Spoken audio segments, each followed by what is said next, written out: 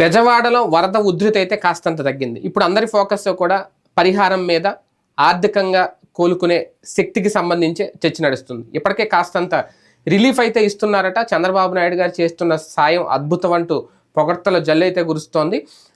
అంటే భారీగా జరిగిన నష్టాన్ని ఎలాగా పోడ్చలేరు, కానీ కొంతవరకు ప్రభుత్వం చేయాల్సింది అయితే చేస్తుందా, కరెంటు బిల్లుల విషయంలో కానీ, లేదంటే వాళ్ళకి ఇంకా కొన్ని రోజుల పాటు ఫుడ్ సరఫరా అనేది ప్రభుత్వమే చేస్తుందని హామీ ఇవ్వడం కానీ దాని మీద పూర్తిగా సంతృప్తి చెందలేకపోతున్నారు కొన్ని ప్రాంతాలు. అంటే లోతట్టు ప్రాంతాలకు గురై భారీగా నష్టపోయిన వాళ్ళని కోలుకోవడం ఎలా, వాళ్ళకి సర్కార్ చేయాల్సిన సాయం ఏంటి, ఇది అంశం మీద చర్చించే ప్రయత్నం చేద్దాం.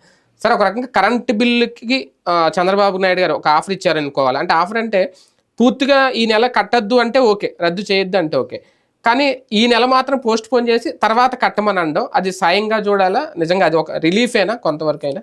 ఒక ఆస్పెక్ట్లో బెటర్, రెండు ఆస్పెక్ట్లో తలనొప్పి. ఎట్లా అంటే ఇప్పుడు ఈ నెల బిల్లు వేయలేదనుకోండి, వచ్చే నెలలో వేసినప్పుడు కొత్త టారిఫ్లో వస్తుంది, ప్లస్ యూనిట్లు కూడా పెరిగిపోయి టారిఫ్ మారిపోతుంది. అవును, అది ఒక సమస్య. పోనీ అది బాబు గారు తలుచుకుంటే అట్లా ఆ టారిఫ్ లో కాదు, పాత టారిఫ్ లో దేనిది అది టారిఫ్ గా వేయండి, 2 నెలల బిల్లు కలిపి అని చెప్పచ్చు. ముందు ఒక ప్రభుత్వంగా ఇప్పటికిప్పుడు బిల్లు వద్దులే అని చెప్పడం మానవత్వం. రెండవది, ఆ బిల్లులు మాఫీ చేస్తే నిజమైనటువంటి మానవత్వం అవుతుంది. ఎందుకంటే అసలు ఇవాళ కట్టుబట్టలతో ఉన్నారు రోడ్డు మీద. ఇవాళ మధ్యతరగతి సంగతి పక్కన పెడితే పేదలే ₹1,00,000 తక్కువ కాకుండా నష్టపోయారు. ఇవాళ కడుక్కోవడం, తుడుచుకోవడం ఇవన్నీ వాళ్ళ కష్టాలు, శరీరాలు శ్రమతో చేస్తారు. కానీ సమస్య ఏంటంటే ఇంట్లో సామాన్లు కూడా కొట్టుకుపోయినాయి. ఇవాళ గ్యాస్ పొయ్యి ప్రతి ఒక్కళ్ళ ఇంట్లో ఉంటుంది, గ్యాస్ పొయ్యి పాడైపోయింది. ఎంత ఉంటుంది మినిమం ఇవాళ? 3,000 2,000 ఉంటుంది కదా. చీఫ్ అండ్ బెస్ట్ తీసుకున్నాడు 3,000 ఉంటుంది కదా. అదొక పొయ్యలు పోయినాయి, తినుబండారాలన్నీ పోయినాయి. అంటే ఇంట్లో పెట్టుకునే ఎచ్చాలు అట్లీస్ట్ వాళ్ళ రోజున 2,000 తక్కువ ఏమైనా ఉంటాయా సరుకులు? అవన్నీ పోయినాయి. సామాన్లు కొట్టుకుపోయినాయి, స్టీల్ సామాన్లు అవన్నీ కొట్టుకుపోయినాయి. ఎందుకంటే అక్కడ ఏముంది, తలుపు వీళ్ళు లోపలే ఉండాలా, ఎందుకు దారి లేదు అక్కడ. ఇవన్నీ కూడా ఏంటంటే పేదలకు ఇచ్చిన ఉచిత ఇళ్ళు. దాంతో వీళ్ళు అక్కడ లోపల లేకపోతే కనుక ఇంకెక్కడ ఉంటారు వీళ్ళు? ఎదురుగుండా పరిగెత్తుకుని వెళ్తే అక్కడ ఇది. అట్లాగా సామాన్లు కొట్టుకుపోయినాయి, బట్టలు కొట్టుకుపోయినాయి. ఇవన్నీ అట్లీస్ట్ 10-15 వేలు ఖర్చు తక్కువ ఎవరికి అవ్వదు. ₹1,00,000 దాకా నష్టపోయినట్టే. టీవీలు, ఫ్రిడ్జ్లు ఇట్లాంటి, అంటే పేదవాళ్ళకి ఫ్రిడ్జ్లు ఉన్నాయంటే ఉన్నాయి ఇప్పుడు చాలా మంది. మొన్న ఈ గవర్నమెంట్ ఫ్రీగా ఇచ్చిన పథకాలతో కొనుక్కున్న వాళ్ళు ఉన్నారు, లేదా కూలర్లు ఉన్నాయి. ఇవన్నీ పోయినాయి. అట్లీస్ట్ వాళ్ళకి ఒక 10-15 వేల రూపాయలు లేకపోతే ఇవాళకి వాళ్ళ సర్వైవ్, ఒంటి మీద బట్టలు ఇవాళ ఎట్లా ఎంత చీప్ గా తీసినా ₹1,000 తక్కువ లేదు కదా. ఏదైనా సరే చుడీదార్ తీసుకున్నా ₹1,000 తక్కువ లేదు. ఏ శారీనో కొనుక్కుంటే కనుక దానికి అవన్నీ కుట్టించుకోవడం ఇదంతా కలిపితే ₹2,000 అయిపోతుంది. అవి అసలు సమస్య. ఇప్పుడు వాళ్ళందరినీ వెంటాడుతున్నటువంటి సమస్య ఇవాళకి వాళ్ళు రేపు ఎట్లా అన్నటువంటిది. అందులో 4-5 రోజుల నుంచి ఇప్పుడు అక్కడ ఎక్కువగా ఉండేది రోజు కూలీలు, ఆటోలు తోలేవాళ్ళు, రోజు కూలీలు. ఇప్పుడు ఆటోలు పనిచేయవు, క్యాబులు పనిచేయవు, క్యాబులు నడిపేవాళ్ళు అందరూ ఆ ఏరియాలోనే ఎక్కువ ఉంటారు మనకి. వాళ్ళందరి పరిస్థితి ఏంటి, రేపటికి ఏంటి అనేది ఎత్తుక్కోవాలి. తిండికి ప్రాబ్లం లేదు, గవర్నమెంట్ ఇస్తుంది కాబట్టి 10 కిలోలు వెయ్యి అది. కానీ అసలు సమస్య ఇవవుతాయి వీటిట్లో.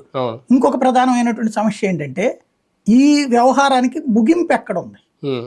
దీనికి ఇదిగో మీకు 25,000 ఇస్తాం, 50,000 ఇస్తాం అని చెప్తే వాళ్ళు ధైర్యంగా ఉంటారు. కరెంట్ బిల్లు వచ్చే నెలలో గడుదురు కానీ అంటే నువ్వు బాకీ పెట్టేస్తున్నావు, అంటే అప్పు ఇస్తున్నారు. అది ఒక రకంగా ఇప్పుడు బ్యాంక్ ఈఎంఐలు ఒక 3 ఈఎంఐలు మనం కట్టకపోతే వాడు ఏం చేస్తాడంటే మళ్ళీ వచ్చి 30,000 కట్టాలనుకోండి, 3×3 = 90, దానికి ఫైన్తో కలిపి ₹1,00,000 మనకి టాప్అప్ లోన్ ఇస్తాడు. ఇచ్చేసి దాన్ని జమ వేసేసుకొని ఆ ₹1,00,000 మన ప్రిన్సిపల్ అమౌంట్కి యాడ్ చేస్తాడు. ఇప్పుడు కరెంట్ బిల్లో కూడా ఆ డౌట్స్ రేజ్ చేస్తున్నారు సోషల్ మీడియాలో చాలా మంది. వీళ్ళకి యూజర్ ఛార్జెస్ ఉంటాయి, 2 నెలల యూనిట్లు పెరిగిపోతే ఆ యూజర్ ఛార్జెస్ పెరిగిపోయి టారిఫ్ పెరిగిపోతే ఇప్పుడు కట్టాల్సింది 300 అయితే రేపు పొద్దున 1,000-1,500 కట్టాలి. అది భారం అవుదా, అది ఉపశమనమా లేదంటే భారం పెంచుతున్నారు? అది చెప్పాలి, స్పష్టత ఇవ్వాలి చంద్రబాబు. నెంబర్ 1. రెండోది ఏంటంటే 1 నెల వరకు ఈ నెల బిల్లులు మీరు కట్టద్దులే అని చెప్తే ఆయన్ని కంప్లీట్ రద్దు చేస్తే అది ఆయన చెప్పగలిగితే అద్భుతంగా ఉంటది. మరి చెప్తారా? ఎందుకంటే అప్పుడు ఆ డబ్బులు ప్రభుత్వం ఇవ్వాలి, ఇస్తుందా? అట్ట ఇచ్చేటట్టయితే ఇప్పటికే డబ్బులు బోల్డ్ అంత ఇవ్వాలి.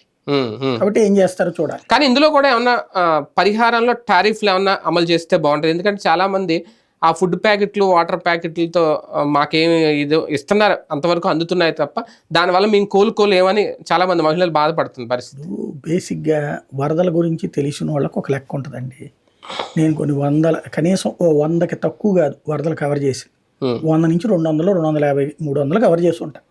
ఎందుకంటే మాకు 30 ఏళ్ళు కెరీర్లో కృష్ణా జిల్లాకు వచ్చిన వరదలు బోర్డు చూసా, గోదావరి వరదలు అన్ని చూసి వచ్చాను నేను. వరదల్లో ఫస్ట్ మునిగి ఉన్న సందర్భంలో కావాల్సింది మునగకు ముందు వాళ్ళని ప్రత్యామ్నాయ స్థలాల్లో ఉంచడం, మునిగిన తర్వాత అక్కడే ఉండిపోయినటువంటి వాళ్ళకి ఆహారం, తేలిన తర్వాత వాళ్ళకి కావాల్సింది భరోసా, ఆ భరోసాతో కూడినటువంటి వసతి. అది కొంత అమౌంట్, కొంత సాయం ప్రభుత్వాలు చేసేది నామమాత్రం. వీటిట్లో చేయగలిగితే ఒకటి ఇదివరకటి రోజుల్లో నేను బాగా గమనించింది ఏంటంటే అప్పట్లో ఈ కృష్ణానది లోపల అయితే పాక లాంటి కొట్టుకుపోతే 10,000, మామూలుగా సగం డ్యామేజ్ అయితే 5,000 ఇట్లా ఇచ్చేవాళ్ళు హైయెస్ట్. తర్వాత కాలంలో 30,000, 40,000 అన్నారు, 50,000 అన్నారు. అట్లా నడిచినవి ఉన్నాయి.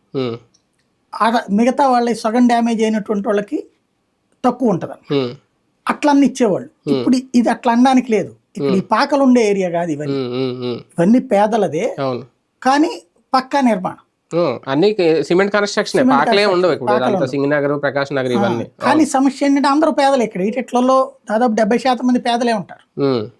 ఈ సింగిల్ ఫ్లోర్డ్ హౌసెస్ అన్నమాట, గవర్నమెంట్ ఫ్రీగా ఇచ్చిన హౌసెస్, చిన్న అది కూడా 60 గజాలు.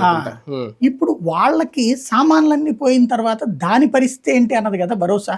నేనేమంటాను, అందుకని చాలా మంది దాతలు బియ్యం పట్టుకొస్తున్నాం, పప్పులు పట్టుకొస్తున్నాము, వారం రోజులకి సరిపడా ఆహారము, 2 వారాలకు సరిపడా ఆహారం అంటే మీరు ఇవ్వకండి అయ్యా. ఎలాగో ప్రభుత్వం 10 కిలోలు ఇస్తుంది, ఇవన్నీ ఇస్తుంది, ఇది ఒకటి లెక్క వస్తుంది. అందరూ లేదా కొంతమంది ఇస్తున్నారా, ఇవ్వండి. దాంతో పాటుగా ఇవ్వగలిగితే స్టీల్ సామాన్లు తెచ్చేయండి, గ్యాస్ పొయ్యలు తెచ్చేయండి. ఎందుకంటే చాలా మంది పొయ్యిలన్నీ కూడా పోయినాయి ఇప్పుడు, దాంట్లో పనికిరావు. కాబట్టి అవి తెచ్చేయండి.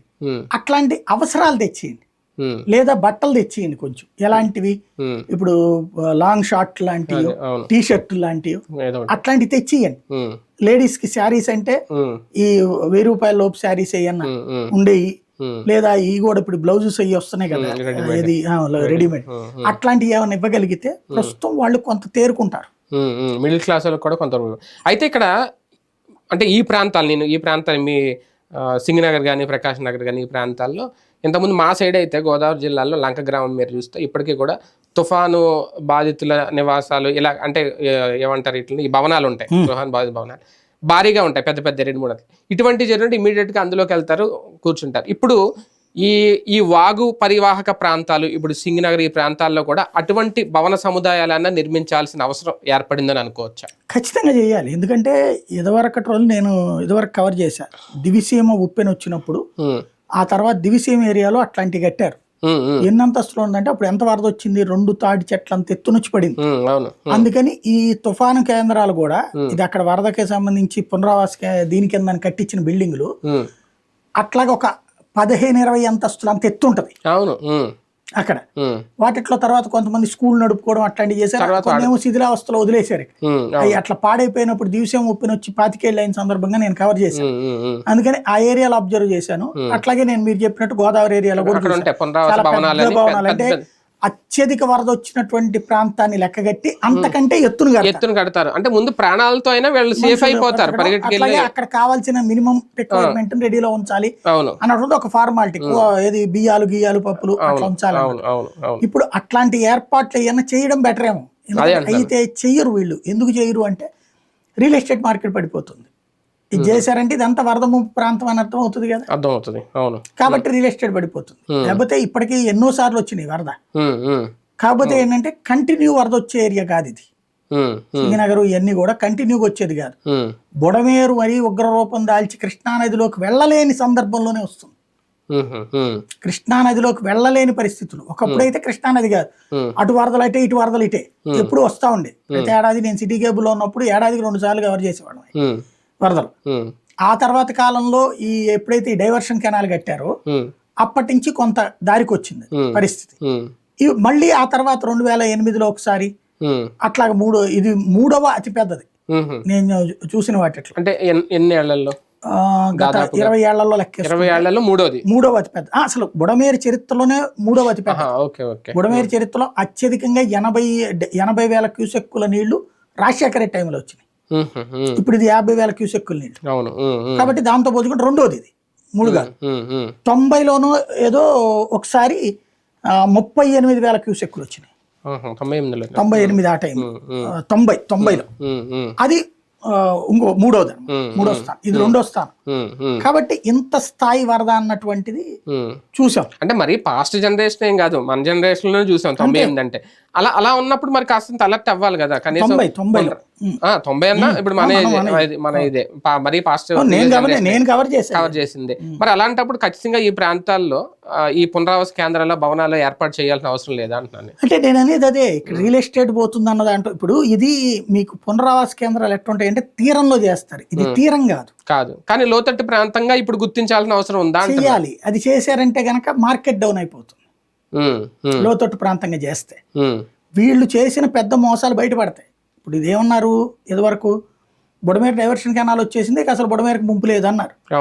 మీరు ఇప్పుడు చూస్తున్నటువంటి విజయవాడ సింగినగర్ ఫ్లైఓవర్ దిగగానే కనిపించే ఇందిరానాయక్ నగర్ దగ్గర నుంచి ఇన్నర్ రింగ్ రోడ్డు ఉంది కదా, పాల ఫ్యాక్టరీకి వెళ్ళే రూట్, అంత దాకా పెద్ద కట్ట ఉండేది. ఇదివరకు కట్ట ఉండేది, అక్కడ దాకా కట్ట ఉండేది. ఇప్పుడు మీరు చూస్తే ఇది ఉంది కదా, శిబార్కి వెళ్ళే రూట్ రైట్ సైడ్ ఉంటది, ప్రకాష్ నగర్ జంక్షన్ అంటాం. అంటే చిన్న బ్రిడ్జ్ లా ఉంటది, అక్కడ నాలా మీద ఉంటది. అదే అక్కడ దాకా కాదు. ఇప్పుడు మీరు సింగినగర్ సెంటర్ ఉంటది కదా, లోనాస్ అదే సింగినగర్ లో మన సినిమా థియేటర్ ఉంటది మెయిన్ రోడ్డు మీద. అంటే ఇటు నుంచి వచ్చి ఫ్లైఓవర్ దిక్కు కొంచెం ఎదరికి వెళ్ళగానే రైట్ సైడ్ సెంటర్ ఉంటది కదా. మీకు సింగినగర్ ఫ్లైఓవర్ దిగాక అక్కడ నుండి ఇక్కడ దాకా, అంటే దాన్ని ఏమంటామంటే మనకు కరెక్ట్ గా చెప్పాలంటే పైపుల్ రోడ్ లో రైట్ సైడ్ కాకుండా లెఫ్ట్ సైడ్ మీకు ఒక కట్ట కనబడతా ఉంటది. అక్కడ ఇప్పటికి కూడా ఇదంతా కూడా మీకు కట్ట కనబడతా ఉంటది. ఆ కట్ట ఒకప్పుడు అదంతా, ఈవెన్ ఇప్పుడు వేసిన హైవే కూడా ఒకప్పుడు కట్టే. అంటే ఇప్పుడు ఇల్లు అయి పెరిగిపోయినాయి కాబట్టి ఈ లోపల ఎదవరకు ఇల్లు వేసుకునేవాళ్ళు కాదు. ఇల్లు ఈ లోపల స్థలాలు ఉండేవి, సొంత ఉండేవి, అవి వేసుకునేవాళ్ళు కాదు. ఎందుకంటే ఈ వరద ముంపు భయం వేసి. అయితే ఈ దేవినేని ఉమా ఆ టైంలో ప్రాబ్లం లేదు, బుడమేరుకి ఫాలోఅప్ చేసేసామన్నాక అప్పుడు పుట్టుకొచ్చిందే నందమూరి నగర్ లాంటి.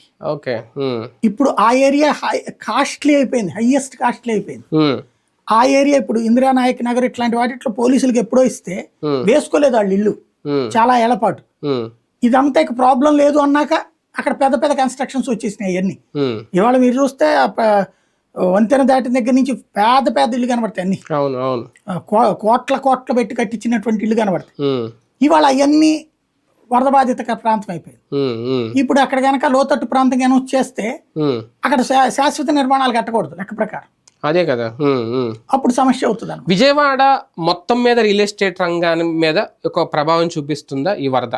చాలా పెద్ద ప్రభావం చూపించింది. మళ్ళీ రియల్ ఎస్టేట్ ఎప్పటికి పెరుగుద్దో తెలియదు. ఆ ప్రాంతానికే పరిమితం అవుతుందా? విజయవాడ సరౌండింగ్ మొత్తం ఉంటుందా ఇది? అంటే మీకు విజయవాడలో మాక్సిమం ఉన్నటువంటి రూట్, ఇప్పుడు కొనుక్కుంటున్నటువంటి రూట్ అంతా అంటే ఇక్కడ 2 రకాలు ఉంటది, రిచ్, మిడిల్ క్లాస్.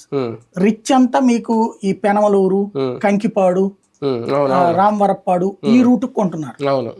అదే సందర్భంలో మిడిల్ క్లాస్ అందరికి ఉన్నటువంటి ఏకైక రూట్ ఇదే.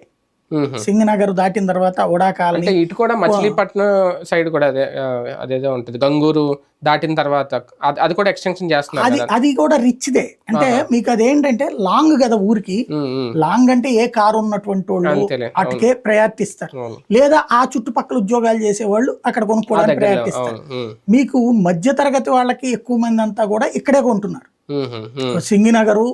సింగినగర్ లో ఇల్లు చాలా వరకు పాతిళ్లను పడగొట్టేసేసి 62 గజాల బిట్లను కలిపేసేసి చేసేసి, లేదా 120 బిట్లను 2 గజాలు చేసేసి ఇవ్వడం. మధ్య తరగతి వాళ్ళకి అక్కడ 62 గజాల బెట్టు సింగిల్ది 2 అంతస్తులుగా కట్టిస్తున్నారు.